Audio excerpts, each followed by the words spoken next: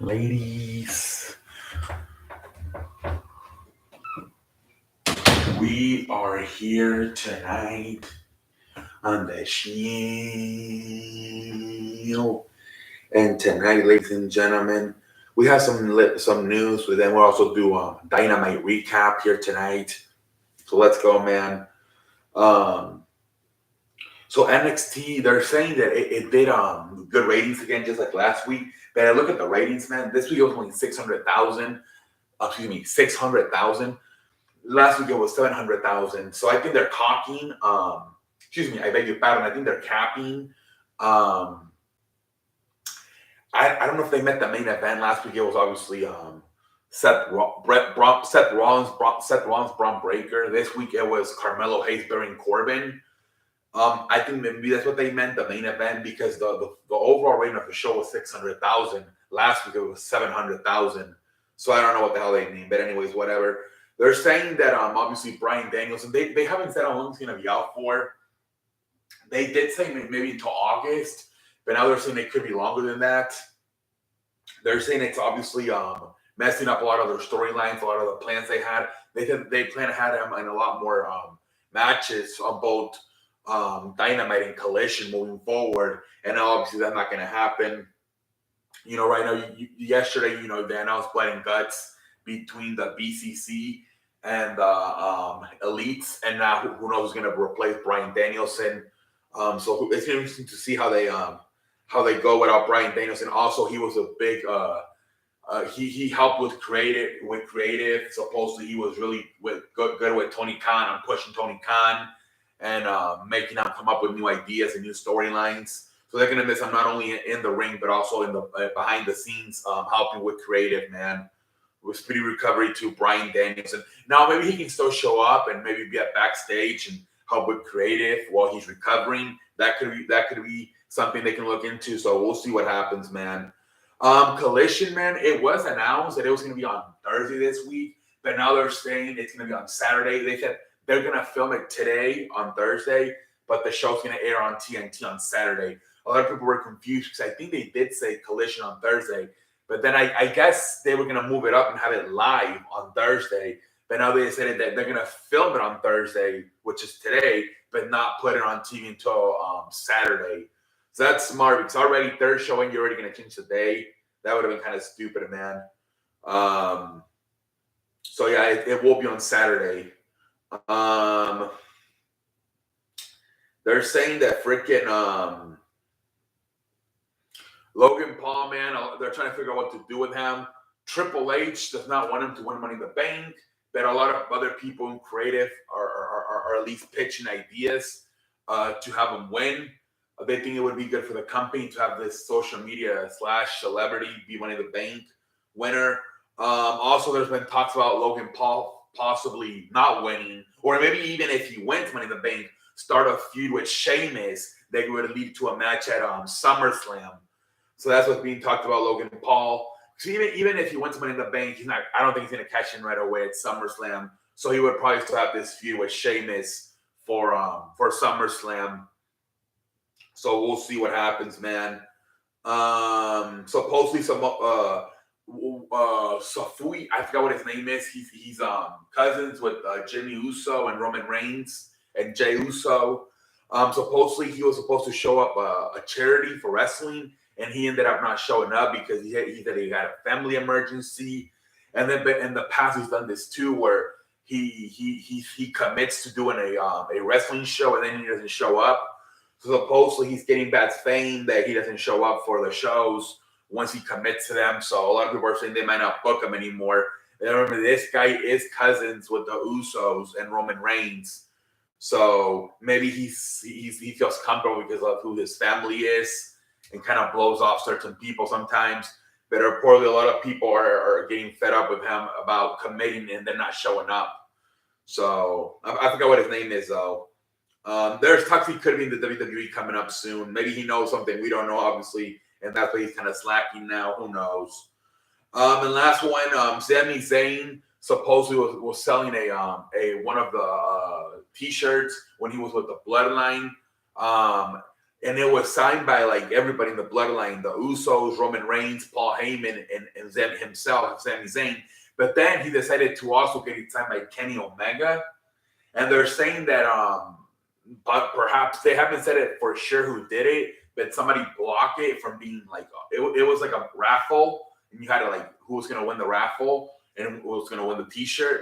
But they're saying possibly AEW might have blocked this because it has Kenny Omega's name on it. They don't know for sure yet, but that's what they're thinking. I'm like, why would you do that, man? It's the bloodline. And why the hell are you having Kenny Omega put his signature on that shit? Pendejo face, man. Anyway, so that shit's not gonna happen anymore. The raffle got shot down, and I guess that T-shirt's not gonna be given out anymore. Oh my lord. So that's pretty much about it with the damn news, ladies and gentlemen. That's pretty much about it with the damn news. Let's go. Let's do Dynamite now. Let's freaking do Dynamite. Ah, shit. Dynamite.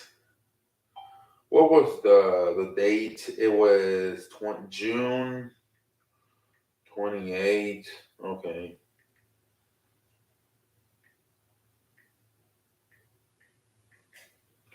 All right, ladies and gentlemen, let's do some freaking Dynamite. Some freaking Dynamite here tonight on a Thursday. Dynamite this week from Canada. They're still in Canada, and I believe that's why they're filming Collision tomorrow, because I guess they want to leave Canada either today at night or maybe tomorrow. So I think that's why Collision is on Thursday instead of Saturday. At least like the filming, they're still going to obviously air it on Saturday. So here we go, man. Right off the bat, we kick off with freaking Tomohiro Heihachi versus Jon Moxley. Blood all over the place, man. You know, Jon Moxley bleeding. A bunch of very physical match. You know, brawling, punching each other, kicking each other, headbutting each other, man. Just freaking crazy ass shit, man, between these two, man. At the freaking end, man, freaking Jon Moxley freaking wins. Hitting the freaking Death Rider, his finisher. And that's how freaking Moxley wins the match. But a very good match. Eddie Kingston was out there, and he was preventing Claudio and Wheeler Yuta for interfering. He wanted Jon Moxley to win this match fair and square. After the match, Jon Moxley and Eddie Kingston are shouting at each other. Jon Moxley kind of pissed off because he didn't let Wheeler Yuta and Claudio Castagnoli help him. He's like, you did it by yourself, all fair and square. And they have a backstage segment that they get Renee Paquette involved. Obviously, she's the wife of Jon Moxley. He's like, what the hell's going on? You guys got to fix this. And Jon Moxley, Eddie Kingston, they're yelling at each other. So, yeah, pretty good stuff right there. And then you get another backstage segment with Adam Cole and MJF. And MJF is like, hey, man, let's be friends, man. If we're going to be tag team partners, we might as well try to get to know each other and maybe try to have a friendship. Let's get to know each other. So then Adam Cole's like, okay, whatever. And then they have another segment later on the night. And then Riddick Strong is like, dude, are you serious? You're going to actually hang out with this guy? He's like, I'm just playing along, man. Don't worry about it. And then they actually end up leaving in the same car, an MJF's car. So they kind of do the same thing they did with Sammy Guevara, which probably eventually Adam Cole's going to end up turning on him. I think, but they're probably not going to do the match until maybe Forbidden. No, what's the next one? All In. That's where they're gonna be milking it, because that's their next pay per view until August, so they have about 2 months to milk it. So let's see what the stuff they come with. Let's see, ladies and gentlemen, and then we get a tag team match. Orange Cassidy, El Hijo del Vikingo, and Keith Lee versus the Jericho Appreciation Society, Danny Magic, Daniel Garcia, and Colhan Ag, or whatever the fuck his name is. There was a very funny in this match, man. Freaking El Hijo del Vikingo messed up, and he took out his tag team partner, Keith Lee. Jesus Christ, man. I can't believe that happened, man. He literally took, I don't know what happened. Daddy Magic and Daniel Garcia, I think they just like moved out of the way, or they were not there. They were supposed to be there. So I think like El Hijo del Vikingo just jumped, and I think Keith Lee was the only one there. So you know how you have to like catch them, right? So they don't fall straight to the floor. So he just like, oh shit, there's nobody here, and he just caught him, and he's like, it was mostly I think Daddy Magic and Daniel Garcia's fault. They moved out of they were supposed to be standing there, and they were nowhere to be found. So I think Keith Lee just did it so El Hijo del Vikingo wouldn't just fucking crash and burn on the floor. That shit was hilarious, man. And then Keith Lee started using El Hijo del Vikingo like a freaking battery ram. He's taking out everybody. And then they did the move again. Keith Lee this time moves out of the way, and he finally hits. That was hilarious, man. Jesus Christ. But yeah, good little fun match here. I didn't really care for much for it, but I mean, obviously at the end, man, what's his name?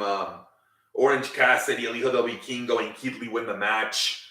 They got to do more with Keith Lee, man. Honestly, I like Keith Lee, man. But let's move on, ladies and gentlemen. Let's move on with the rest of this puppy here tonight on a Thursday.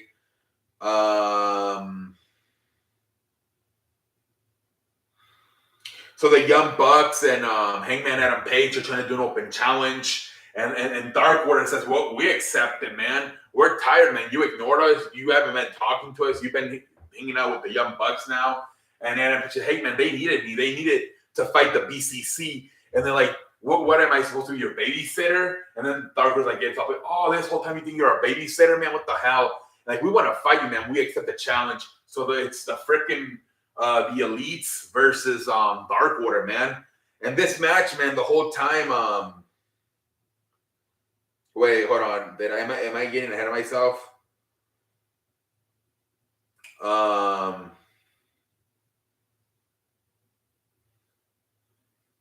Yeah, here we go. So Dark Order.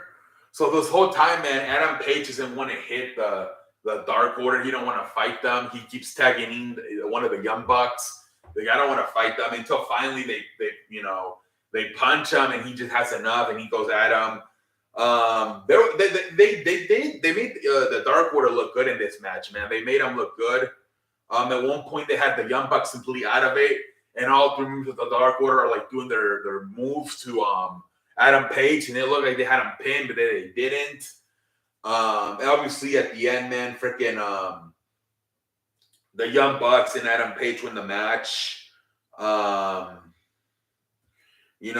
Page hits the buckshot lariat on John Silver, and they win the damn match, man. But then after the freaking match, man, the BCC comes out. They're attacking the Elites, and then Dark Order just doesn't do anything. They just walk away.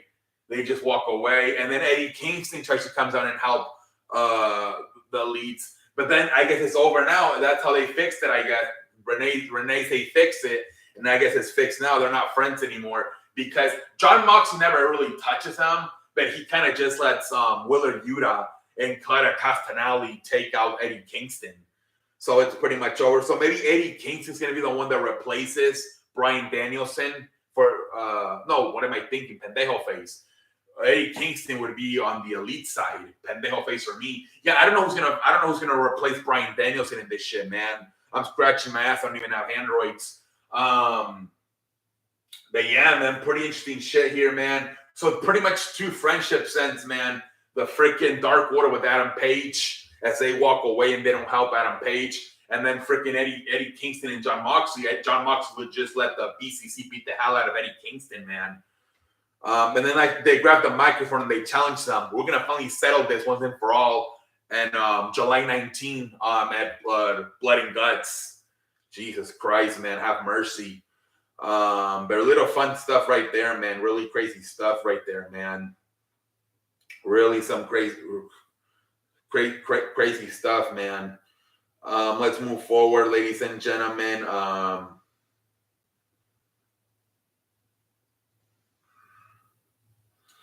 So then we get Jack Perry, man. Apparently he turned heel I didn't watch Forbidden Door, so I had no idea this had happened. He turned his back on Hook after the match, I guess. So he's doing a promo saying, he's trying to act all cool. He's got sunglasses and shit. And he's like, I'm still the baddest guy here. I get the fattest paycheck. I'm banging the hottest chick. Trying to act like MJF. Yeah, it's tough being a heel in AEW, right? You got to follow guys like Chris Jericho and Christian Cage, Chris Jericho, MJF. It's tough to be a heel in freaking AEW right now with some of these heels, right? But yeah, I don't know, man. And then he says, I'm gonna kick Hook's ass next time I see him. And then Hook's music plays and Hook shows up. He runs them all down the arena, all the way to the parking lot. Freaking Jungle Boy just freaking dives head first into the car, and then he just leaves. Ah, man, I don't know. He I think you gotta be like a badass to be a heel, right? He kind of looks like I don't know. He looks more of a baby face, right? Because of how short he is. I don't know if this is gonna work for Jungle Boy. I think Tony Khan is trying to see if there's more to him, and he's trying to see does this guy have a personality? In a lot of ways, the best way to get the personality out of the guys is turning them heel, because I think a lot of times when they're baby faces, they're kind of scared that if they show their personality and the fans don't like it, they're gonna boo them, and it's embarrassing. So as a heel, it's okay to get booed. So more guys come out of their shell. Look at in WWE, guys like Dominic Mysterio and Roman Reigns, right? They were kind of struggling showing out their personality, and they turn them heel, and now look, they're rock stars. So a lot of, even The Rock, Dwayne Johnson, years ago, they struggled getting the personality out, and then they turn them heel, and that's how he became The Rock. It was more. Then he went back to being a babyface and being the people's champion, the most of that. But initially, he was a babyface, and they couldn't get the personality out of The Rock, and they turned him heel. I forgot they gave him like a faction. I forgot what it was. The administration or the corporation, some shit like that. And they turned him heel. All the personality came out, and then eventually he went back to being a baby face, right? But what made the personality come out was a heel. Roman Reigns, Dominic Mysterio. So maybe that's what they're seeing here. Is there something more like Jungle Boy, more than just being a wrestler? Does he have a personality? Who knows, man? But anyway, let's go forward here tonight on a Thursday. Let's move on here on a Thursday, ladies and gentlemen.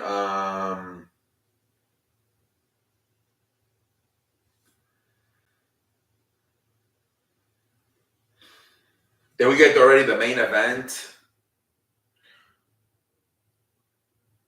We get Ruby Soho and Alexa Nicole. I don't even know who the hell that was. Obviously, Ruby Soho wins the match. After the match, they tag this poor girl. And then Ruby Soho grabs the microphone, and she pretty much just does a promo on Britt Baker saying, hey, man, Britt Baker, get your head out of the freaking toilet. I know you're sick. You're back home sick. You couldn't compete tonight. But next week, I'm going to beat the hell out of you and stuff like that. Like, I hope you and Adam Cole never have kids, because they're going to be one ugly, weak-ass kid, some shit like that. Good promo. I'm not going to – it was a good promo by Ruby Soho. Let's see here. They have a promo with Johnny TV, formerly known as what was his name? John Morrison in WWE. I think they're gonna be on Rampage this week. And then I think it was time for the main event, man. Little fun main event here. Freaking Darby Allin and Sting versus Chris Jericho and Sammy Guevara. Very fun ass match, man. Freaking, they put two tables up, and they're gonna put Sammy Guevara through it. And freaking Sting goes 64, 65 years old. He only got to break one table, man. Cut him some slack. The guy's a senior citizen. It probably is the closest we're gonna get to a Sting Chris Jericho one-on-one match. They did give him some time at the end. Both Darby Allin and Sammy Guevara were taken out, and they let like the last 5 minutes. They let Sting and Jericho finish it out. They actually had Chris Jericho kicked out of the finisher. What's his the Scorpion Death Drop? He kicked out of it. Sting was on the walls of Jericho. He hit Chris Jericho with the baseball bat to get out of it. At the end, Sting won with the damn submission hold. But yeah, that's probably the closest we're going to get to a one-on-one match between these two. I mean, one guy's like 65, the other guy's like in his 50s. So it was fun at the end, man. Fun. Like the freaking Sting jumping up a damn ladder to freaking on the table on Sammy Guevara. Jesus Christ, man. And at the end, obviously, just Darby Allin and Sting just freaking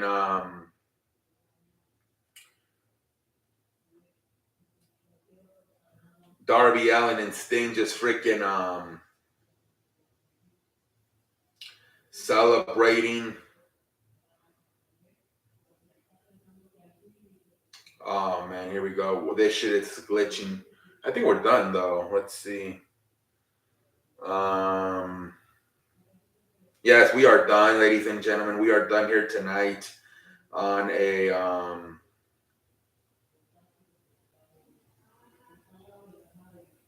all right, ladies and gentlemen. Until next time, holla.